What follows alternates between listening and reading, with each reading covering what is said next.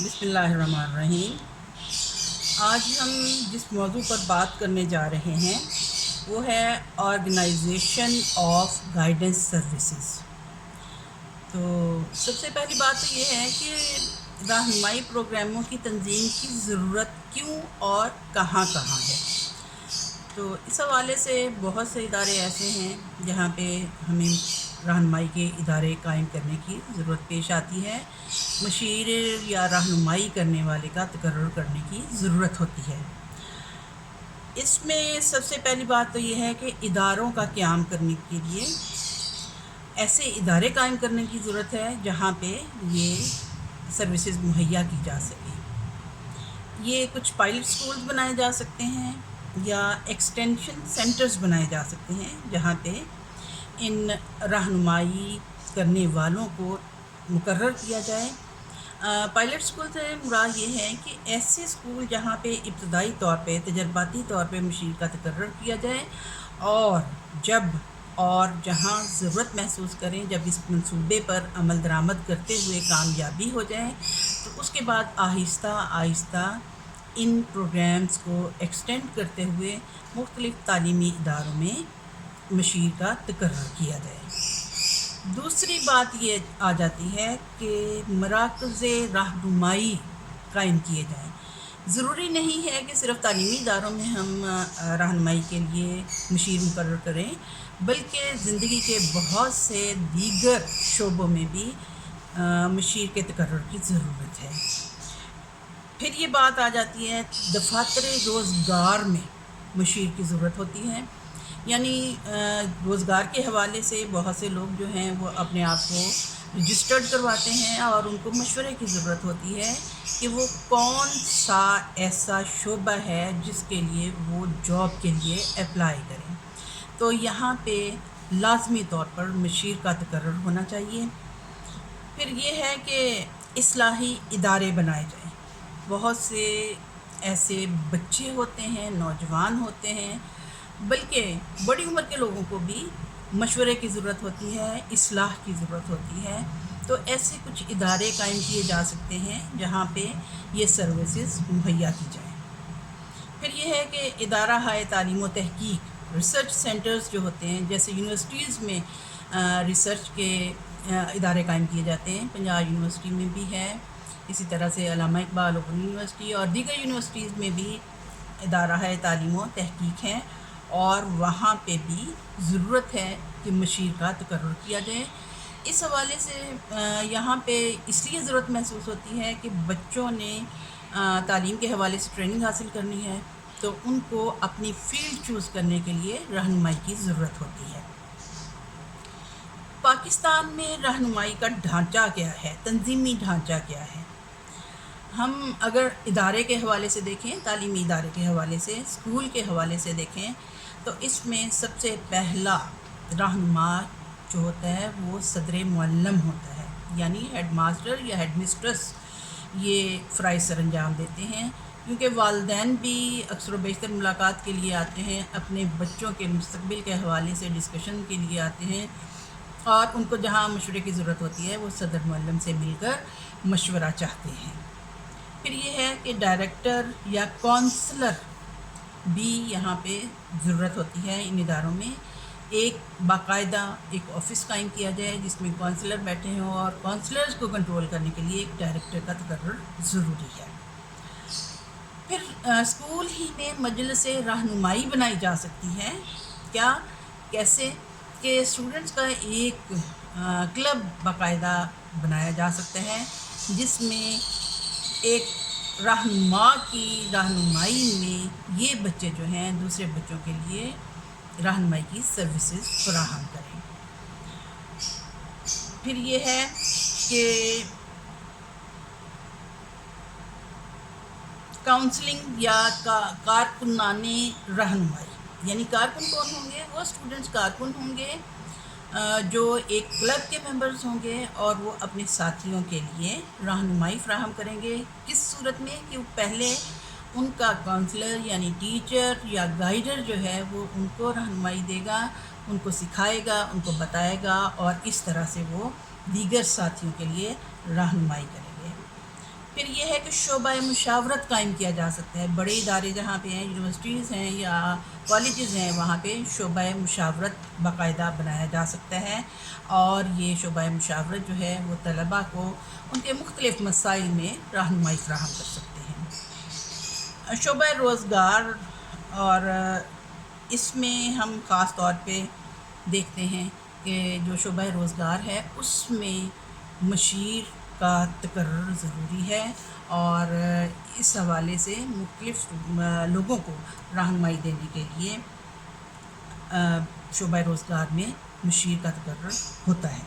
پھر شعبہ امتحانات ہے. شعبہ امتحانات میں بھی مشیر کا تقرر ضروری ہے، کیونکہ یہاں پہ مشوروں کی ضرورت ہوتی ہے. طلباء کے مسائل کے مطابق طلباء کے مشکلات کو حل کرنے کے لیے ایک مشیر کی ضرورت ہوتی ہے، کیونکہ شعبہ امتحانات میں بھی بہت سارے بچے جو ہیں اپنے مسائل کے حل کے لیے آتے ہیں اور مشورے کے طلبگار ہوتے ہیں. پیشہ ورانہ معلومات، اس حوالے سے بھی ظاہر سی بات ہے کہ بچوں نے زندگی میں مستقبل میں کیا کام کرنا ہے، وہ کس پیشے میں جانا چاہتے ہیں، اور جو پیشہ وہ اختیار کر رہے ہیں اس کے حوالے سے ان کو رہنمائی کی ضرورت ہوتی ہے. کچھ رولز اینڈ ریگولیشن ہوتے ہیں، کچھ طریقے ہوتے ہیں جو کہ جاب کے دوران ان کو ضرورت محسوس ہوتی ہے کہ وہ اس حوالے سے مشورہ کر سکیں. سوال ناموں کی تیاری کا شعبہ ہے.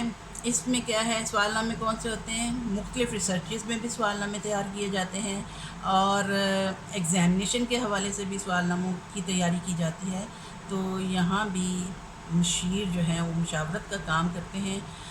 دشواری، آسانی اور ہر طرح کے طلباء کے لیے جس قسم کے امتحانات میں سوال نامے تیار کرنے ہیں وہاں بھی مشورہ دینے کے لیے ضروری ہوتی ہے، اور مشیر کا تقرر ضروری ہے. پھر یہ ہے کہ شعبہ عملی فنون، یعنی بچوں کو آرٹس میں دلچسپی لینے والے بچوں کو جب مختلف شعبوں میں انہوں نے کام کرنا ہے، آیا انہوں نے پینٹنگ کرنی ہے، انہوں نے ڈرائنگ کرنی ہے، انہوں نے گلوکاری کرنی ہے، انہوں نے رقص سیکھنا ہے، موسیقی سے کوئی تعلق ہے ان کا، تو ان تمام حوالوں سے بھی ضرورت ہوتی ہے کہ یہاں پہ ایک مشیر موجود ہو تاکہ وہ نئے آنے والے لوگوں کو صحیح طریقے سے مشورہ دے سکے. اب رہنمائی کے پروگرام کی تنظیم میں حل جو مشکلات ہیں یا دشواریاں ہیں، ہم انتظامی مشکلات ان کا ذکر کرتے ہیں. اس حوالے سے ہم کہہ سکتے ہیں کہ ذاتی اور سماجی مسائل. ذاتی مسائل سے مراد یہ ہے کہ آپ جب ایک مشیر کا تقرر کرتے ہیں تو کچھ مسائل اس کو بھی ذاتی طور پر ہوتے ہیں، اور سماج کے حوالے سے کچھ سوالات، کچھ مسائل ایسے ہوتے ہیں، کچھ اڑچنیں ہوتی ہیں، کچھ رکاوٹیں ہوتی ہیں جن پر قابو پانا بہت ضروری ہے تاکہ رہنمائی کے پروگرام کی تنظیم کی جا سکے.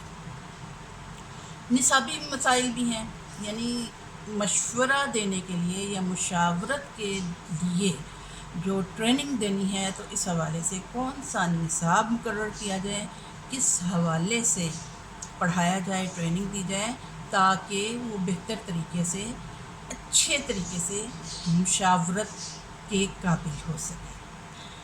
پھر یہ ہے متفرق مسائل. بہت سارے مسائل ہوتے ہیں مختلف نوع.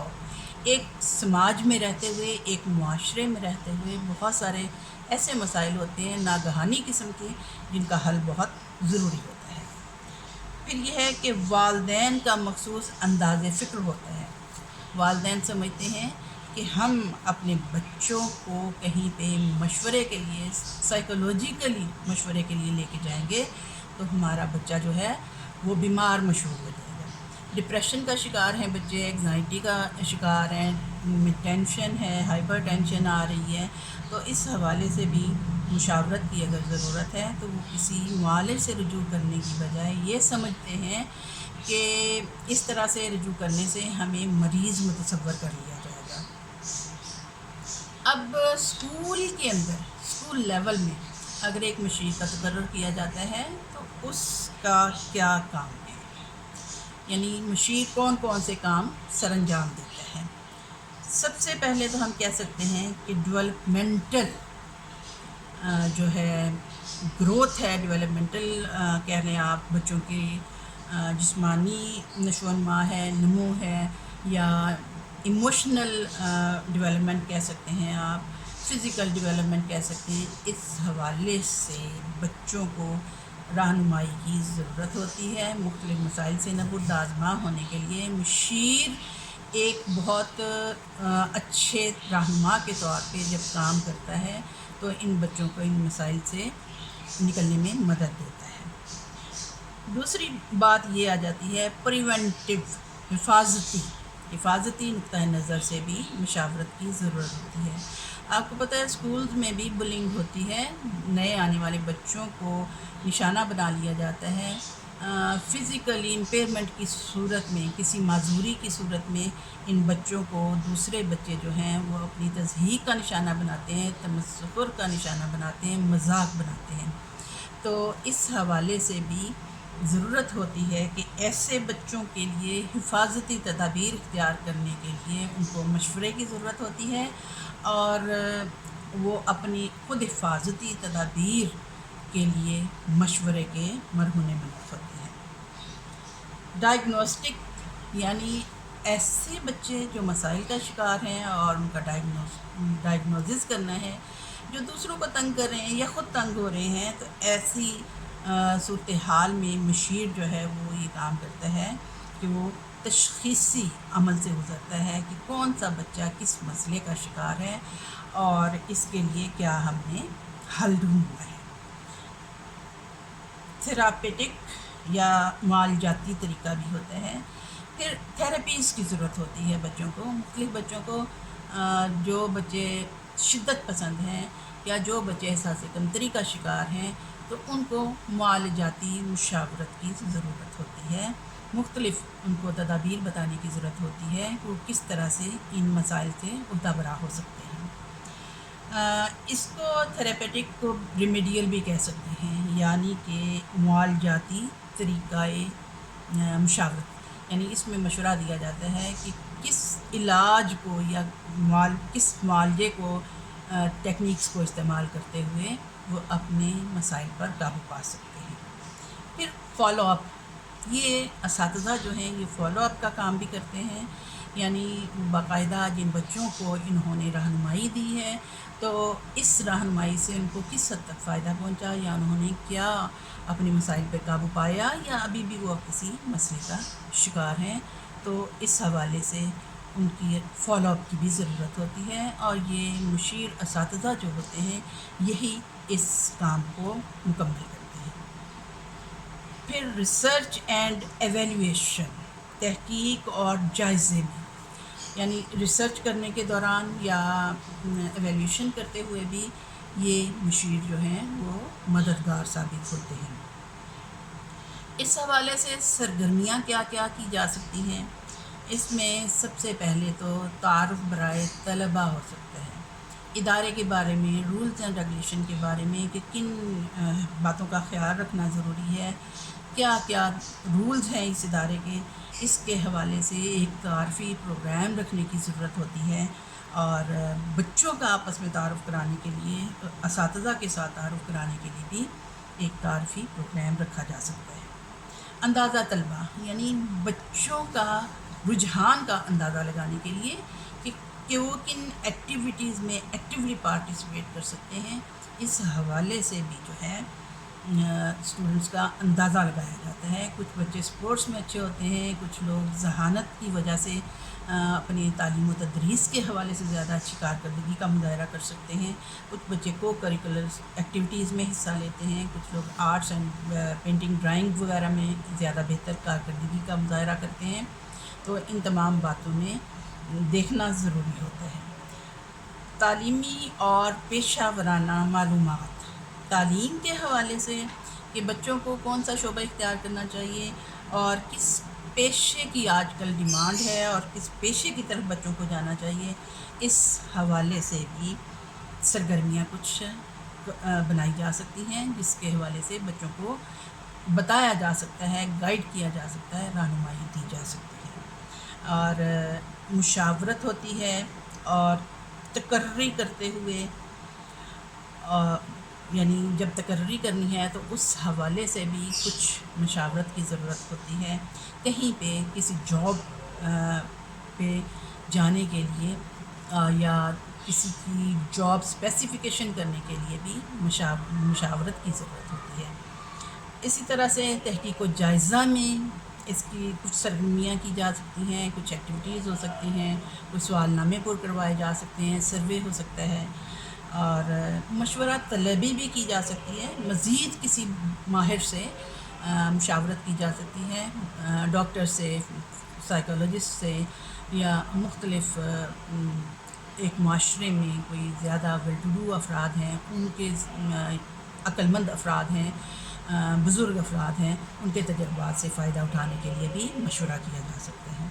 پھر سب سے اہم بات یہ ہے کہ مشیر کی تربیت جو کرنا ہے، یہ سرگرمی بہت ضروری ہے کہ مشیر کو باقاعدہ پیشہ ورانہ تربیت دی جائے.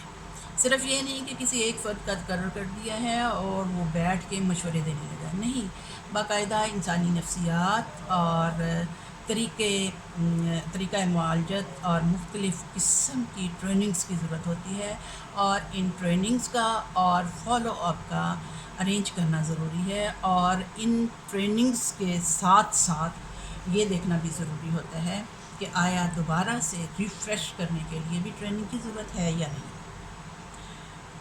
اچھا، کیریئر ٹیچرز بھی ہوتے ہیں. کیریئر ٹیچرز جو ہیں، یعنی ان کا تقرر کیا جا سکتا ہے ادارے میں، جو کہ معلومات کارنر بناتے ہیں. یعنی عام طور پہ ہم نے دیکھا ہے بڑی یونیورسٹیز میں جب ایڈمیشن ہو رہے ہوتے ہیں تو وہاں پہ باقاعدہ کارنر بنائے جاتے ہیں، معلومات کارنرز ہوتے ہیں، جہاں پہ سینئر اسٹوڈنٹس جو ہیں وہ بیٹھ کے اسٹوڈنٹس کو فارم فل کرنے کے طریقے، فیس کی ادائیگی کا طریقہ کار اور مختلف معلومات فراہم کرتے ہیں. اسی طرح اسکول میں رہنمائی کمیٹی کی تنظیم کی جا سکتی ہے. جیسا کہ پہلے بھی بات ہو چکی کہ کوئی ایسا کلب بنایا جا سکتا ہے جس کے انچارج جو ہیں وہ ٹیچرز ہوں گے، اور اس میں سینئر کلاسز کے بچے جو ہیں جو کہ اہلیت رکھتے ہیں، جن کی باقاعدہ تھوڑی بہت ٹریننگ کی جاتی ہے، تو یہ اس طرح سے ایک کمیٹی بنائی جا سکتی ہے یا ایک کلب بنایا جا سکتا ہے جو کہ دوسرے لوگوں کو رہنمائی کا کام کرتے ہیں. پھر فارغ التحصیل طلباء جو ہوتے ہیں، جو تعلیم حاصل کر کے جا چکے ہوتے ہیں، ان بچوں کے لیے بھی اب کیریئر یا روزگار کے حوالے سے مشاورت کا مرکز قائم کرنے کی ضرورت ہوتی ہے. اکثر و بیشتر چونکہ اسٹوڈنٹس جو ہیں وہ اپنے اساتذہ کو اپنا آئیڈیل سمجھتے ہیں، اور اس لیے اس حوالے سے جب وہ اپنے اساتذہ کے پاس آتے ہیں اور ان سے مشورہ مانگتے ہیں کہ وہ زندگی میں کس فیلڈ کو چوز کریں، کس سائٹ پہ جائیں، تو یہاں پہ کیریئر کے حوالے سے بھی ان کو معلومات فراہم کی جائے. مشورہ طلبی، یعنی پھر وہی بات آ جاتی ہے کہ اس کے حوالے سے جو مختلف سینئر لوگ ہیں ان سے مشورہ لیا جا سکتا ہے، اور جو اس حوالے سے باقاعدہ جیسے سائیکالوجسٹ ہیں، ڈاکٹر ہیں، فزیکل کے حوالے سے جو ماہرین ہیں ان سے مشورہ لیا جا سکتا ہے. اب جب ہم ریسورسز آف گائیڈنس کی بات کرتے ہیں تو اس میں کچھ ایسی چیزیں آ جاتی ہیں کہ نمبر ایک تو اس میں آتا ہے کہ اندرون اسکول ذرائع ہوتے ہیں. اندرون اسکول ذرائع میں کون کون سے ہیں، یعنی جو معلومات جن سے گائیڈنس لی جا سکتی ہے، معلومات ہو سکتی ہے.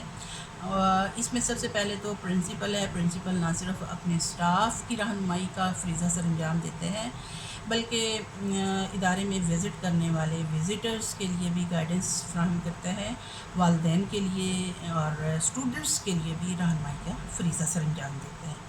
اساتذہ جو ہیں، ظاہر سی بات ہے براہ راست تعلق اساتذہ کا طلباء سے ہوتا ہے. کلاس روم انٹریکشن کے لیے طلباء اور استاد جو ہیں ان کا آپس میں بہت قریبی تعلق ہوتا ہے. تو یہ استاد جو ہیں معلومات